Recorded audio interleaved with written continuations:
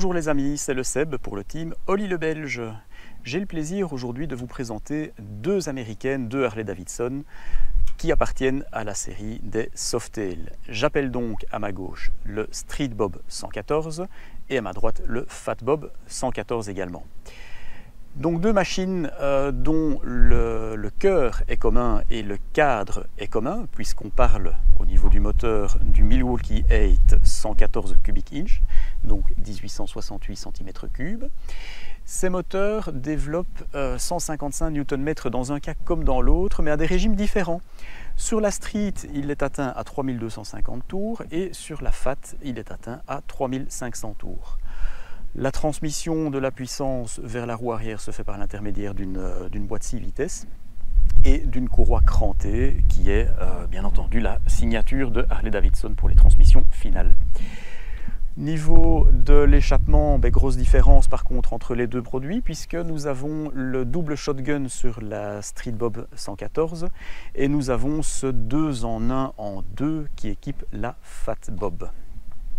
Alors je vous parlais également du cadre qui enserre ces deux moteurs. On est sur des Softail, donc c'est-à-dire que nous avons une suspension arrière qui est cachée sous la selle et nous avons le look hardtail, le look rigide qui est conservé par ce bras oscillant tubulaire que vous voyez ici bien dégagé.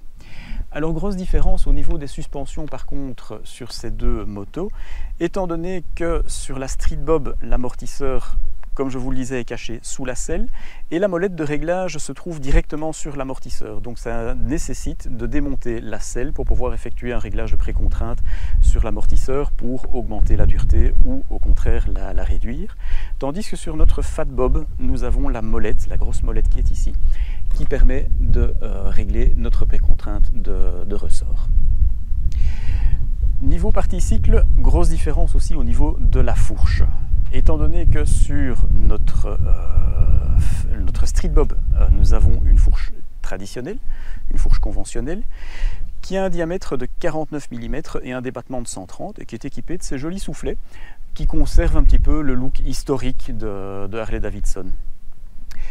Sur la fourche, donc nous trouvons le guidon Mini Ape qui impose au pilote d'avoir une position de conduite avec les mains assez haut perchées. Pour ma part, elles sont situées grosso modo au niveau de mes épaules quand je suis au guidon de la moto, ce qui donne une position en selle, je vais dire un peu en 4 également, de par la position des pose-pieds qui sont situés juste ici sous le filtre à air. C'est ce qui nous différencie sur la Fat Bob.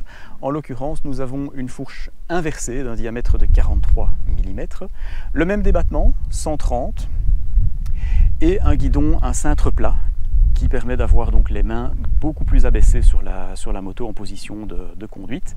Et les pieds sont plus en avant, comme vous voyez, les pose-pieds sont situés juste à l'aplomb de la sortie d'échappement du cylindre avant. Donc au niveau de la position de pilotage, on est sur deux machines qui sont radicalement différentes, même si la base de l'architecture est la même. Autre différence entre ces deux modèles, c'est l'angle de chasse. L'angle de chasse de la Fat Bob est de 28 degrés, là où on trouve 30 degrés sur la Street. Donc c'est-à-dire qu'au niveau, je dirais, de la maniabilité, ou en tout cas du ressenti de la maniabilité, on va avoir quand même beaucoup plus d'aisance à balancer, à embarquer la Fat Bob que la Street Bob, malgré le fait que nous trouvons un pneu avant de 150 de largeur sur la Fat, contre un pneu de 100 sur la Street. Niveau freinage, elles sont toutes les deux très performantes. J'ai trouvé que le simple disque de 300 mm de diamètre qui est pincé par son étrier à 4 pistons avait un mordant assez spectaculaire sur notre Street, là où le double disque qui équipe la Fat est un petit peu plus progressif. le double disque de 300 mm également, pincé par les mêmes étriers à 4 pistons. Le tout naturellement équipé d'un ABS pour servir de garde-fou et éviter les blocages. Frein arrière identique sur les deux machines, donc on trouve un disque simple de 292 mm de diamètre, pincé par un étrier à 2 pistons. Les pneus changent un petit peu aussi, puisque sur la Fat on trouve un pneu arrière de 180 et sur la Street un 150. Voilà un petit peu pour les détails techniques. Au niveau des dimensions consommation, nous sommes sur des machines qui sont équipées de réservoirs assez petits mais conformes à ce qu'on attend sur une Harley-Davidson. En l'occurrence, la Street Bob nous offre 13,2 litres de capacité. Une consommation annoncée par le constructeur de 5,5 litres au 100 km, ce qui nous donne l'espoir de faire des étapes d'un peu plus de 200-220 km sans avoir à ravitailler. La Street Bob pèse 297 kg tout plein fait et nous offre une selle qui culmine à 680 mm de hauteur, ce qui fait que les plus petits gabarits, les jambes courtes, pourront vraiment trouver confortablement place à son bord. La Fat Bob, quant à elle, est équipée d'un réservoir de 13,6 litres, un poil plus grand. Consommation, bah oui, consommation identique puisqu'on trouve le même moteur dedans, donc le même appétit. Donc 5,5 litres au 100 km. De nouveau donc des étapes de 220-230 km avant de devoir ravitailler. Un poids de 306 kg, ben oui, il est un petit peu plus lourd, hein. Il y a 2 disques, ça fait directement quelques kilos en plus. On a une fourche inversée qui est un petit peu plus lourde aussi, un petit peu plus d'équipement, donc oui, ça fait quelques kilos supplémentaires. Une selle un petit peu plus haute, elle culmine à 710. Rien de rédhibitoire pour les petits formats, naturellement. Bon, je vous rappelle, je fais 1m68 et honnêtement, j'ai aucune difficulté à me loger sur cette selle. On reste sur un custom et voilà, c'est fort agréable au niveau de la hauteur.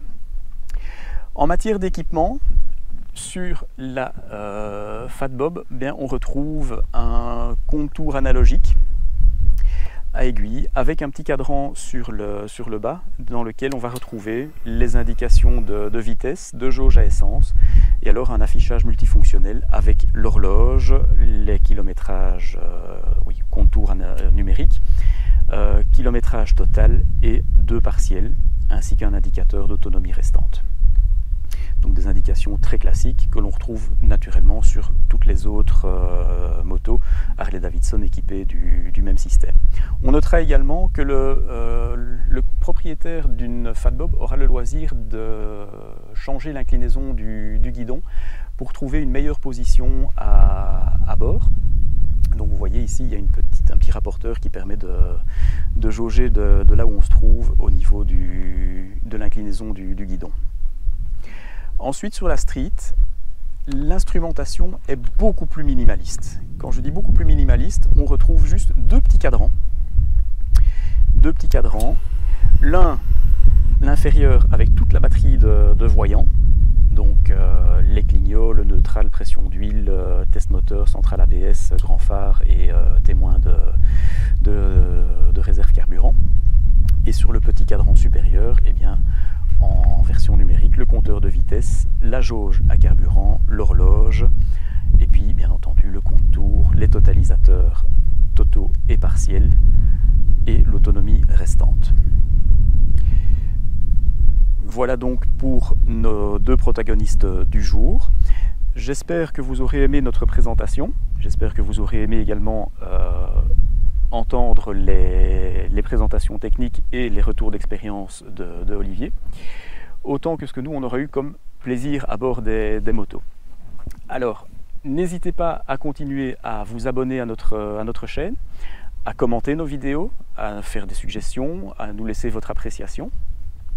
Nous répondons toujours aux commentaires et naturellement, continuez à rouler avec grande prudence. À bientôt les amis.